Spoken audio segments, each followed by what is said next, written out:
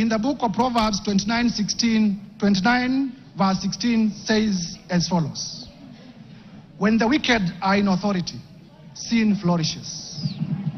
But the godly, and mark the godly in small g, will live to see their downfall. That is the holy book as contained in the book of Proverbs 29:16.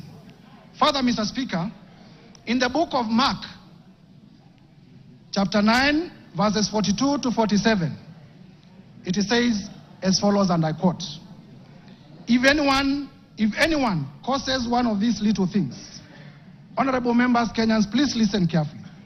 If anyone causes any one of these little things, those who believe in me, to stumble, it would be better for them if a large millstone were hung around their neck and they were thrown into the sea.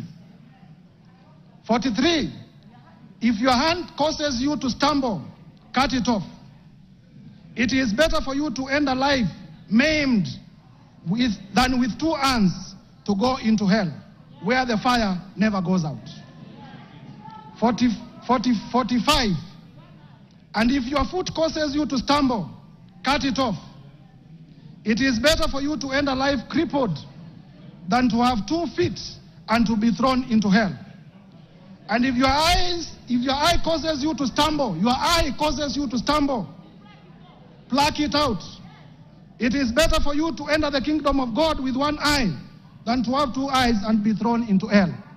Mr. Speaker, if Kenyans cannot get services because of Deputy President Gachagua, we'll be pleading, pluck him out from government. Mr. Speaker, honorable members, it is my belief that these 2 quoted verses are also true to the Quran and to other holy books. Turning now to our own jurisprudence.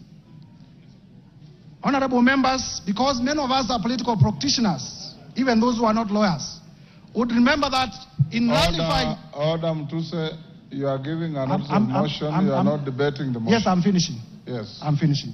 In nullifying the 2017 presidential elections, His Lordship, the Chief Justice Emeritus, the Honorable David Maraga, pronounced himself in the following words: the greatness of any nation lies in its fidelity to the Constitution and adherence to the rule of law, and above all, respect to God.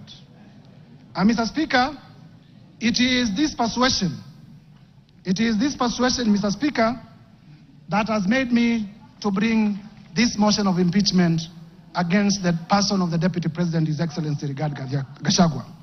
For the record, and Kenyans, listen, I have no grudge, I have no malice, I have no ill will, I have no personal vendetta against His Excellency Gachagua. I am just doing my duty as a citizen of the Republic of Kenya and executing my mandate as a member of this House as mandated under the Constitution to bring this motion. I will therefore, Mr. Speaker, with your permission, lay the documents before the House and beg to give notice of the motion. I thank you, Mr. Speaker. Hand over the documents to the clerk.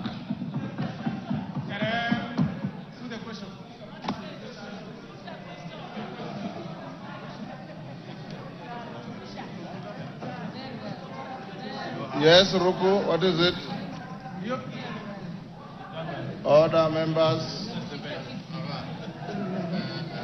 Ruku, what is it? Honorable Speaker. In relation to the motion? Yes. What is it? Honorable Speaker, I rise to seek your clarification on the special motion for the removal of the Deputy President.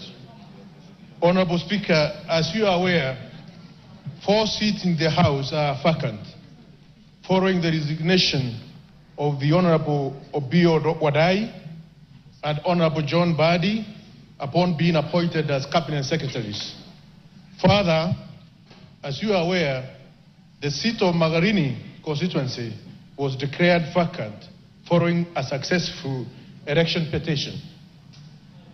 The Banisa constituency seat was also declared vacant following the unfortunate demise of our colleague. In this regard, we are now 345 members in this House are not 349 members. Honorable Speaker, in this right